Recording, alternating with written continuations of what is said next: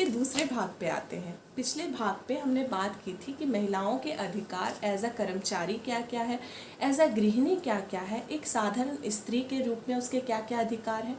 और अब हम बात करेंगे इसके दूसरे पार्ट में, एक महिला के संपत्ति में क्या अधिकार है, एक महिला का अन्य कुछ सामान्य अधिकार जो कि बहुत महत्वपूर्ण है, और एक अपराधी के रूप में महिलाओं के क्या अधिकार है।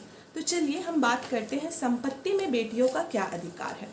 भारतीय हिंदू उत्तराधिकारी अधिनियम संशोधित, जो कि 2005 में संशोधन करके उसे सुधारा गया है, उस वक्त चाहे बेटी पिता के जीवित हो या जीवित ना होने के बाद, यानी कि मृत्यु के बाद, पैतृक संपत्ति के ऊपर पुत्र और पुत्री दोनों का बराबर का हक होता है। यदि पुत्री विवाहित है फिर भी उसको पैतृक संपत्ति में पूर्ण अधिकार होता है।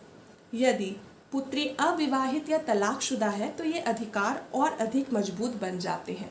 2005 में संशोधन के बाद बेटी पैदा होते ही को पार्टनर्स यानी कि सह वारिस, जो हम लोग जिसे वारिस कहते हैं, उसकी व्यवस्था बेटियों को भी दी गई है 2005 में। इसके लिए एक ताली होनी चाहिए।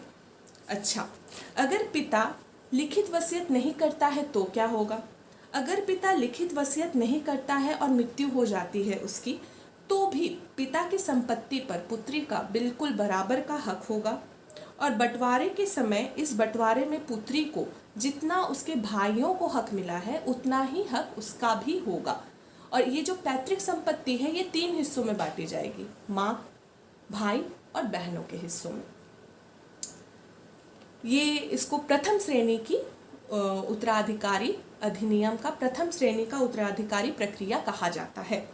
लेकिन इस बीच पुत्रों ने भी एक दलील दी कि भाई अगर तुम लोग को संपत्ति में हिस्सा चाहिए तो माता पिता की देखभाल तो तुम्हें भी करनी होगी, क्योंकि बुढ़ापे में माता पिता मेरे पास रहेंगे और संपत्ति में तुम्हें हक क्यों दिया जाए।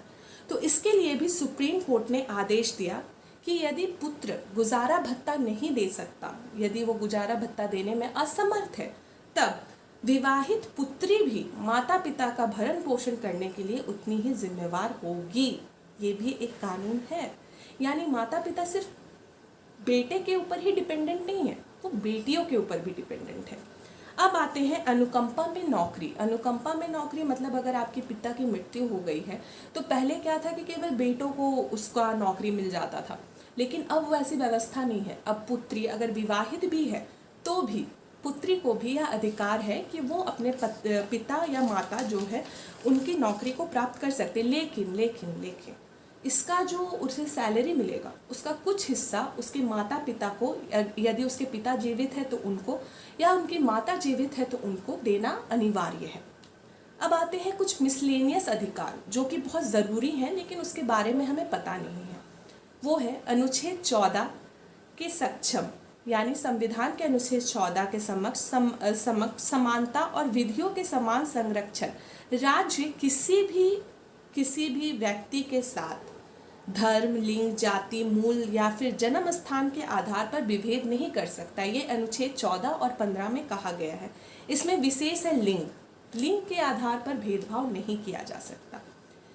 आईपीसी की धारा 313 यानी 314 जो कि एक दंडनीय अपराध के तहत महिला की असहमति के बिना या महिला की सहमति के बिना उसका अबॉर्शन नहीं कर सकता।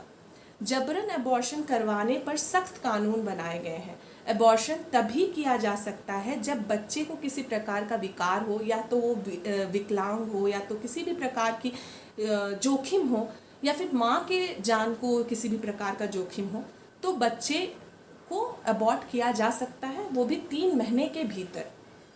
इसके लिए 1971 में medical termination of pregnancy act में प्रावधान की व्यवस्था की गई है। साथ ही महिला यदि शारीरिक या मानसिक रूप से किसी तरह से असक्षम हो, यानी कि वो पागल हो या फिर उसकी मेंटल स्थिति खराब हो, तो भी अबॉर्शन किया जा सकता है। यदि महिला के साथ रेप हुआ हो, रेप से उत्पन्न बच्चा हो, या तो महिला के साथ दुराचार हुआ हो और उससे उत्पन्न बच्चा हो, तो भी महिला अगर चाहे और अगर वो असंतुष्ट है इस चीज़ से, तो वो इसको अबॉर्शन का आज़ादी उसे मिली हुई है, वो अबॉर्शन करा सकती है। आगे आते हैं कन्या भ्रूण हत्या रोकने का अधिकार।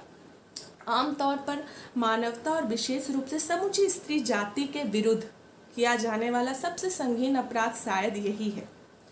एक बेटे की इच्छा से परिवार नियोजन की संकल्पना और एक बेटी होने से दहेज की चिंता, यही बेटी के जन्म को रोकती है। तो उसके लिए भी भ्रूण डिटर्मिनेशन एक्ट, जो कि लिंग डिटर्मिनेशन एक्ट जो है, उसके तहत अगर आप किसी भी, ये बिल्कुल गैर कानूनी है कि कोई अस्पताल आपके भ्रूण की जांच करके बताए कि वो लड़का है या लड़की है।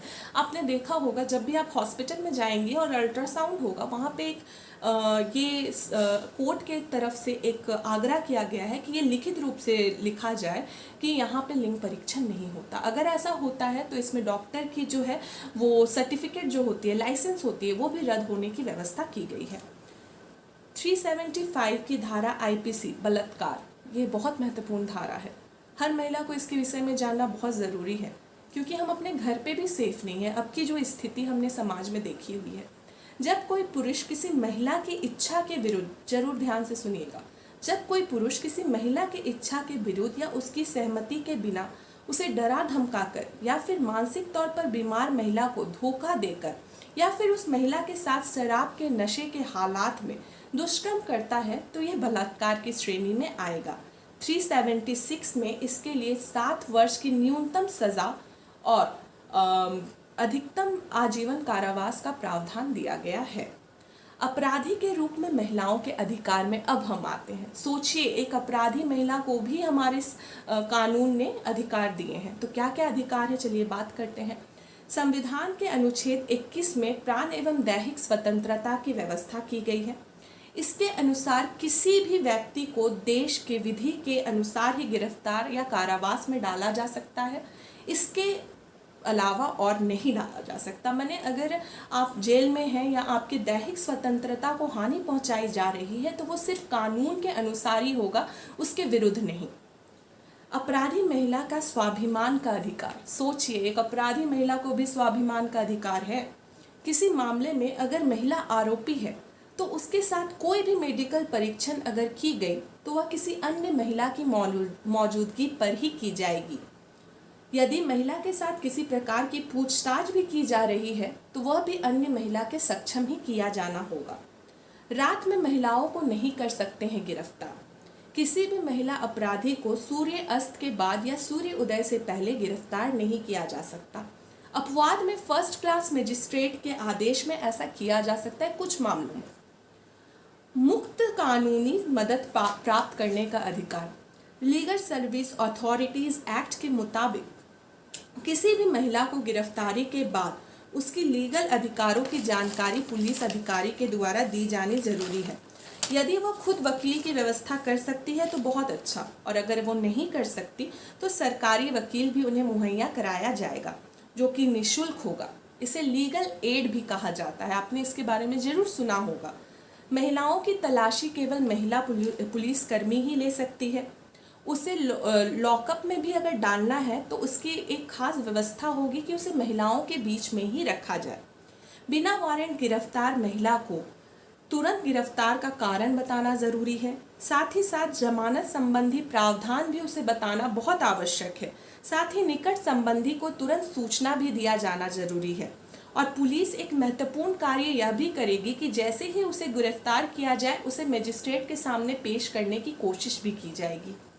सुप्रीम कोर्ट ने भी यह आदेश दिया है कि जब कोई महिला अधिकारी प्रथम बार कोर्ट परिसर में आती है, अधिकारी मैंने कहा, अपराधी अगर कोर्ट परिसर में आती है तो उससे सबसे पहले यह सवाल किया जाएगा कि कारावास में रहते हुए उसके साथ किसी प्रकार की गलत व्यवहार तो नहीं किया गया, या उसके साथ कारावास की अवधि में कैसा बर्ताव किया गया, इसकी जानकारी कोर्ट उससे ज़रूर लेगा।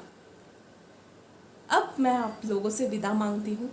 उम्मीद करती हूँ कि मेरा ये जो सीरीज़ है ये आपको पसंद आया होगा, और आशा करती हूँ कि आप इसे ज़रूर लाइक करेंगे। और अगर आपको किसी और विषय में इसकी जानकारी चाहिए तो प्लीज़ आप लोग मुझे कमेंट बॉक्स पर ज़रूर जनाएं।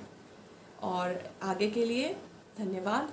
और अगर इससे एक भी महिला को फ़ायदा होता है तो ये मेरे लिए बहुत बड़ी बात होगी, बहुत खुशी की बात होगी। Thank you so much. आगे बने रहिएगा, साथ दीजिएगा। प्रणाम।